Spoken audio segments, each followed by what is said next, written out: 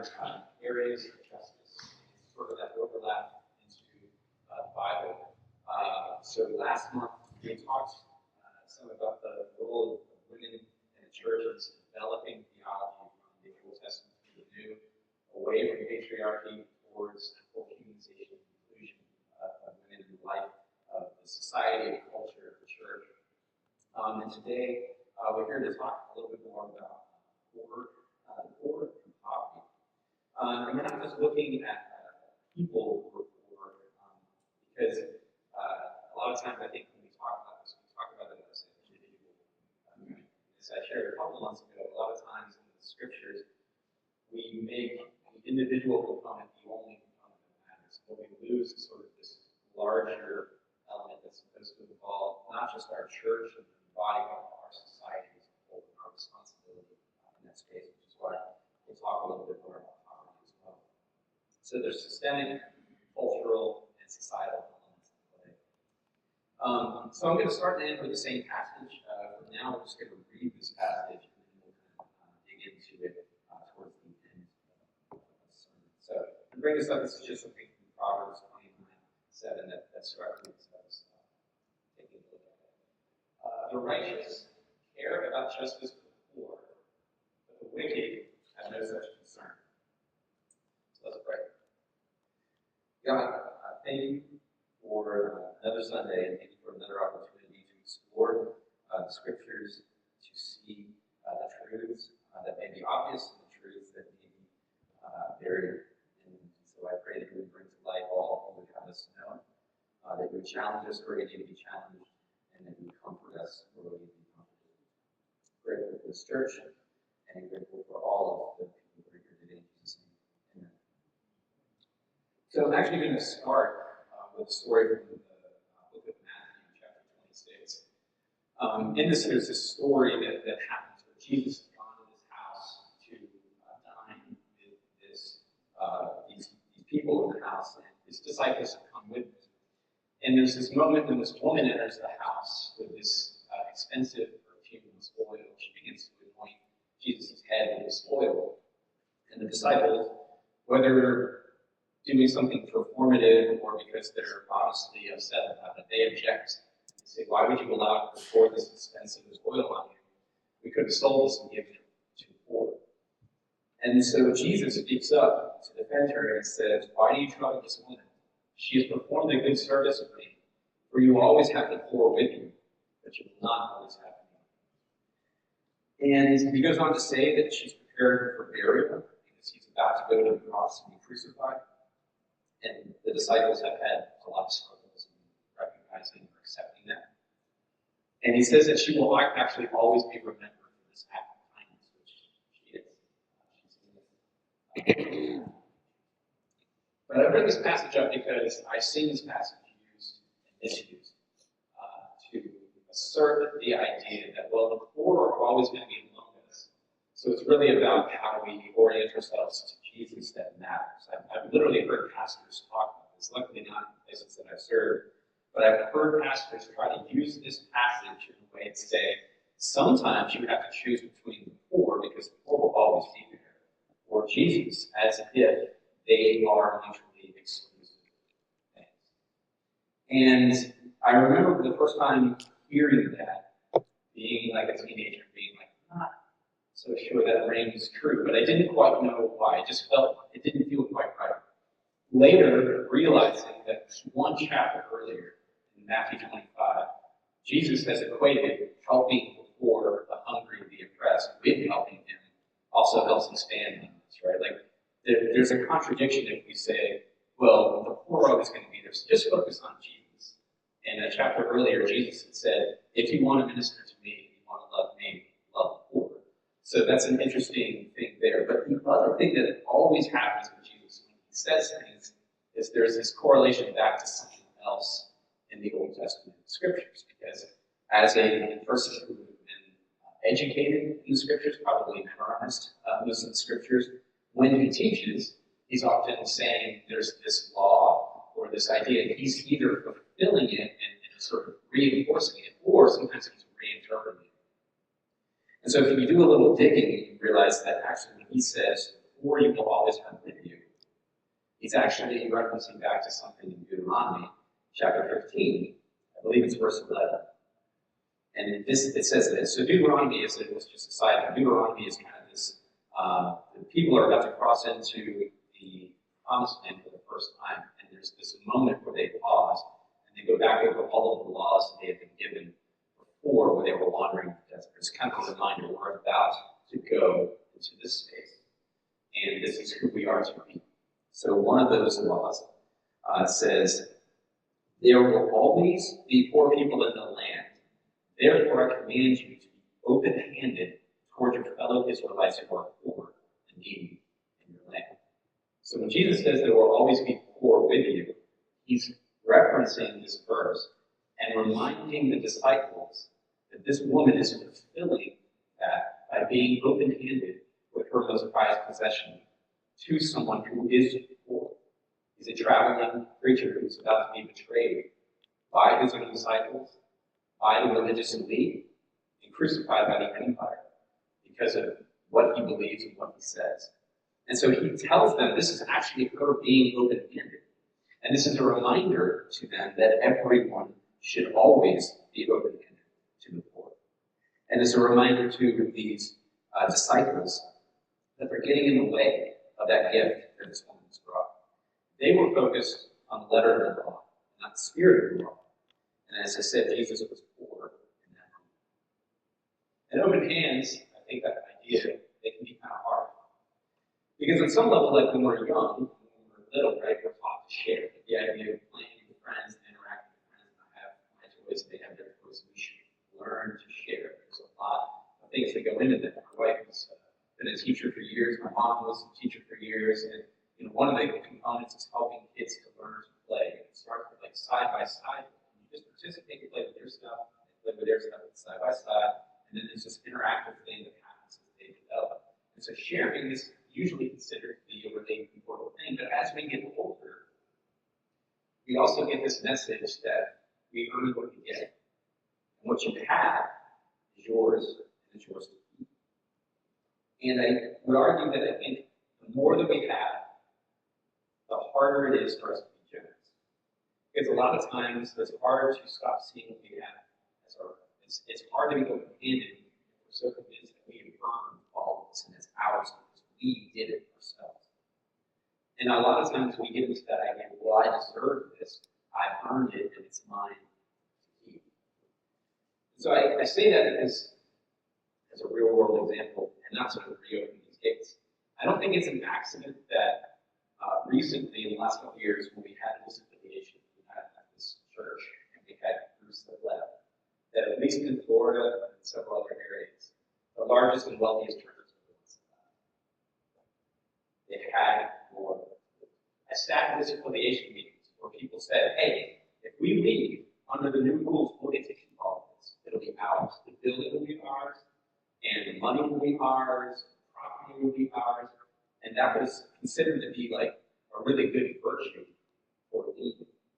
I remember being struck by that to be like, but you didn't build this. Generations before you. The endowments that you love are not yours, that other people went, poured into this. And I'm not here to like reopen the wounds. A lot of this stuff are into that.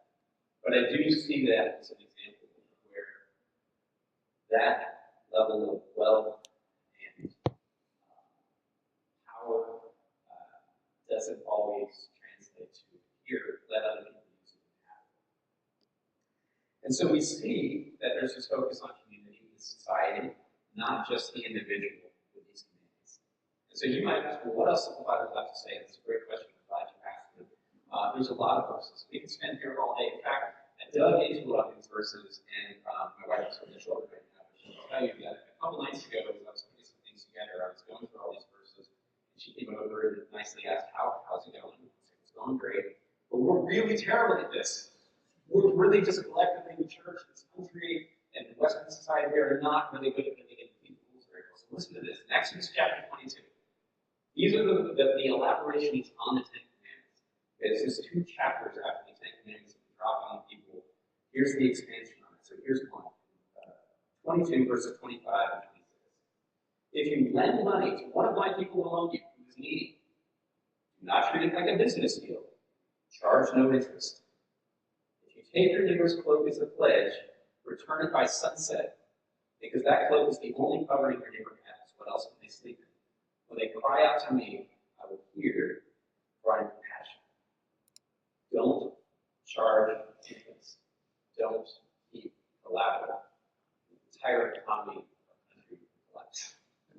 We are built on debt. We are built on interest. And so I'm not here necessarily to say we can just tear the whole thing down, because that's not necessarily like my place, and I don't know enough about this, but I'm on a journey in that direction. And so this is part of me sharing the journey, because I think there's a lot of broken things. The Bible contends that the needs of the borrower are actually outweigh the needs of the lender, particularly when the borrower is poor. Our compassion is tied up in how we view our relationship to our money and to our neighbor, which is more important.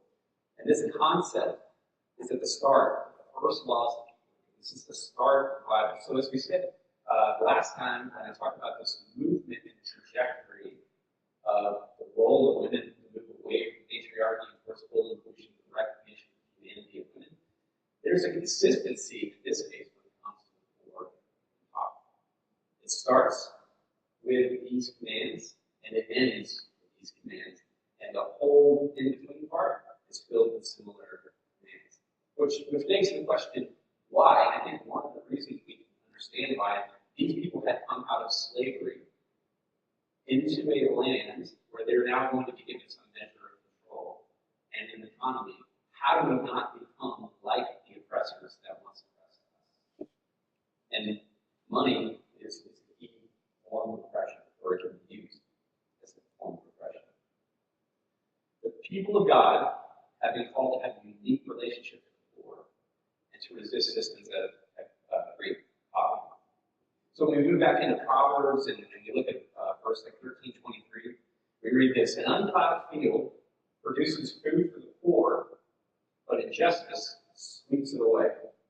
Again, this is pushing back towards Old Testament law, saying at times there are specific points in time where the people who own the land and farm the land and harvest the land are told to kind of do two things. Each harvest, they're to leave what has fallen to the ground, so that the poor, the orphan, the alien, the widow may come behind, have the dignity of work, and also be able to be fed. But then there are these 7-year cycles that are supposed to kind of let things go. And these laws say, let the poor come and harvest on your land.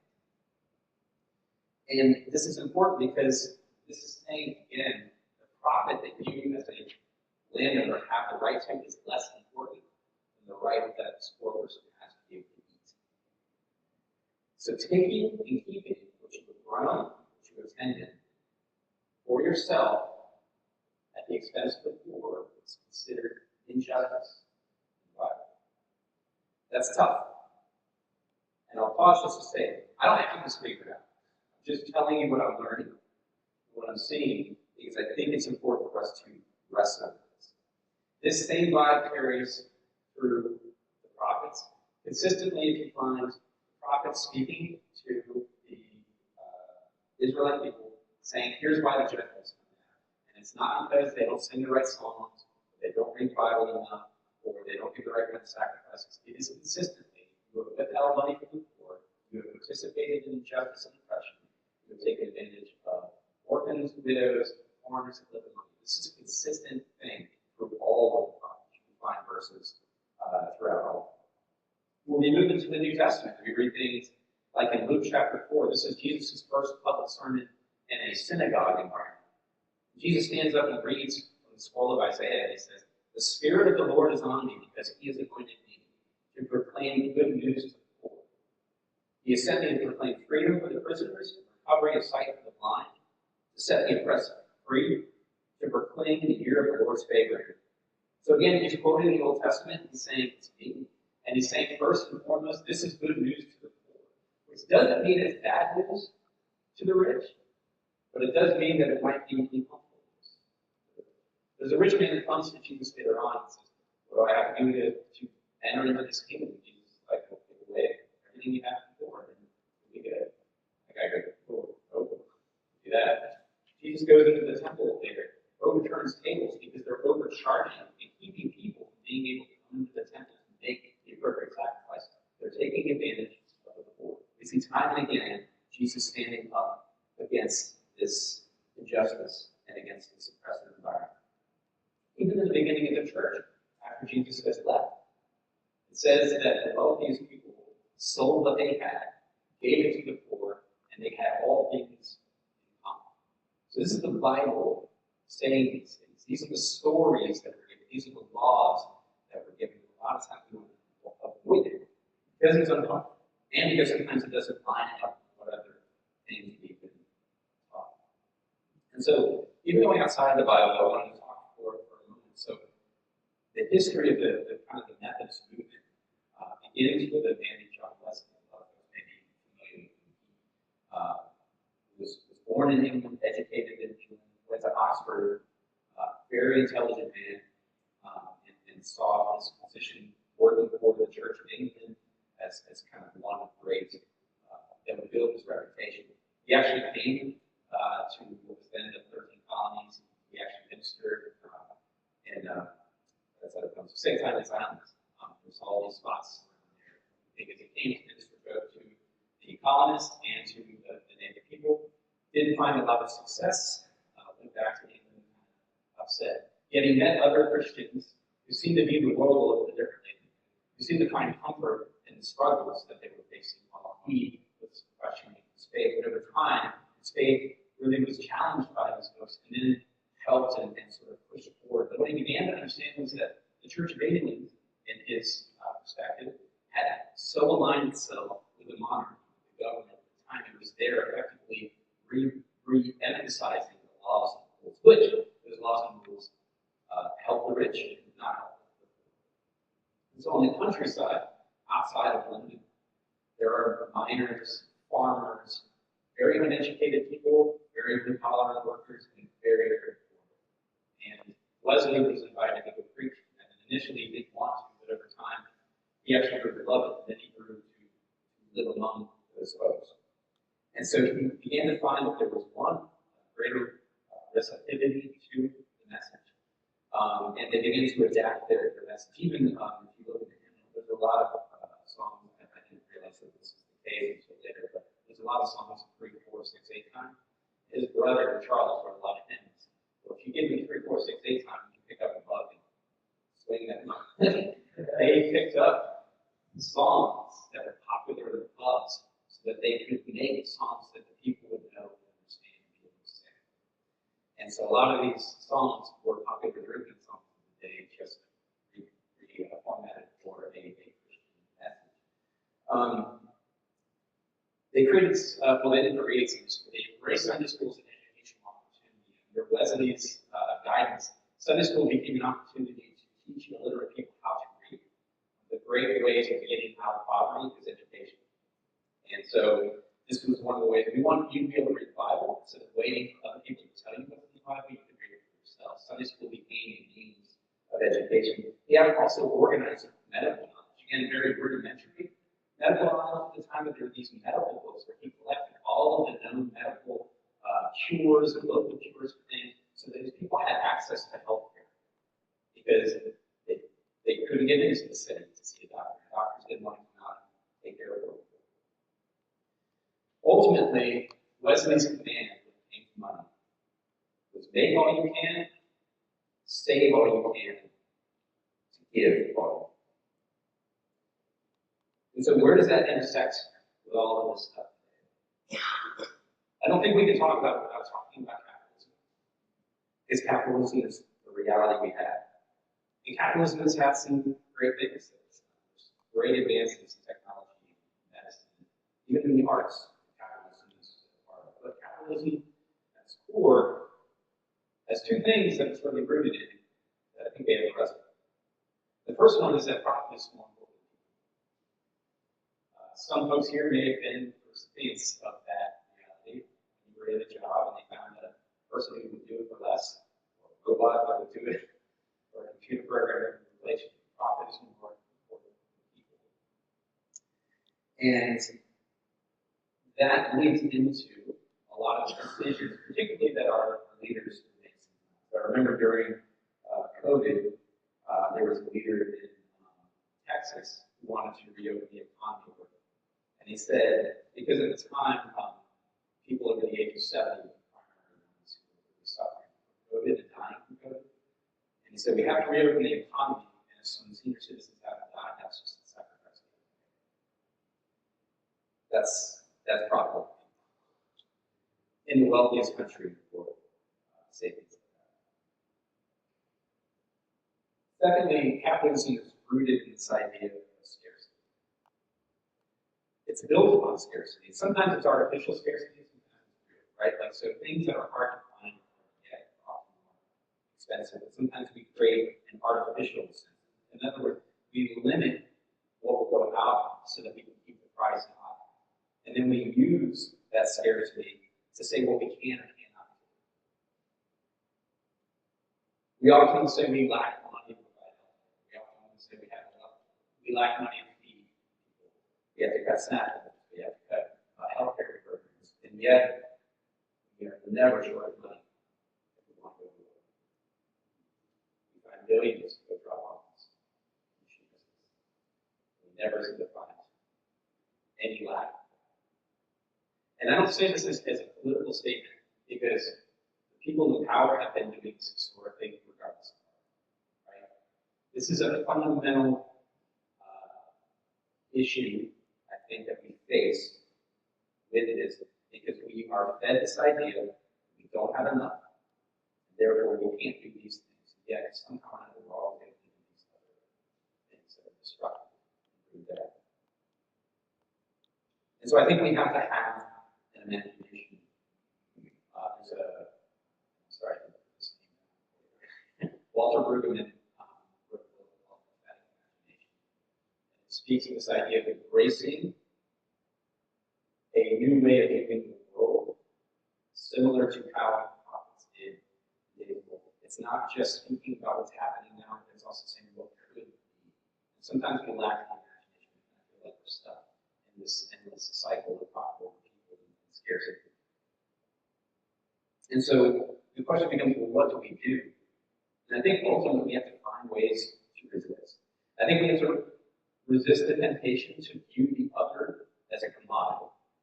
I think we have to resist the scarcity mentality. In fact, there's this joke that's not particularly good, I'll share it with you. Anyway, this wealthy guy wants to be buried with all of the gold that he's amassed in his life, and so he dies, he goes to heaven, and he meets Peter, and he's like, I got all this stuff. And Peter's like, you brought Canadians? Like, what do you do? So there's this scene. And that's fine. But anyway, this idea that we don't have enough, I think we have to start opening our hands. And I say this as someone who's struggling, because it's not like I'm not putting money away for retirement. It's not like I'm not trying to save money. It's not like there aren't things that I want to buy. I'm not above all of this. But I'm saying I think we have to challenge ourselves to open our hands.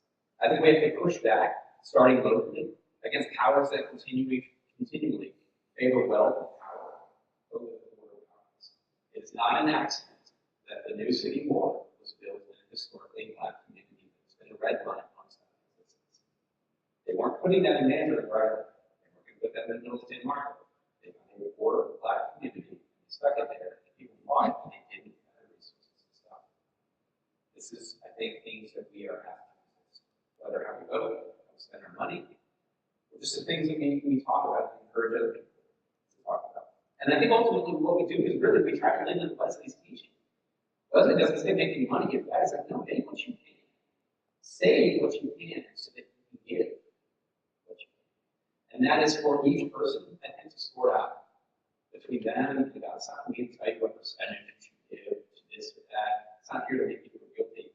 What I can tell you is right now, in this moment, Jesus sees all of us exactly where we are, exactly whatever we're wrestling with, and loves us immensely.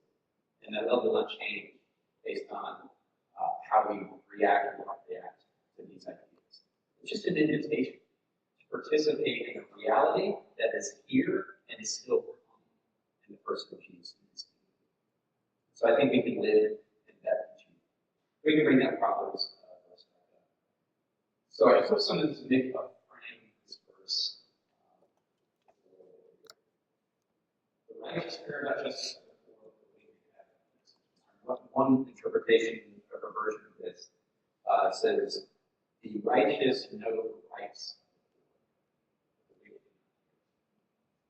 The Bible seems filled with commands from the early laws to the teachings of Jesus that our orientation towards the poor, towards poverty and systems that create it, is an indication of our relationship with God. And so there's an invitation to resist those things that should be resisted, to embrace those things that should be embraced, and to hold delicately and lightly what we have, so that we can experience the true joys that God gives us when we're able to give it.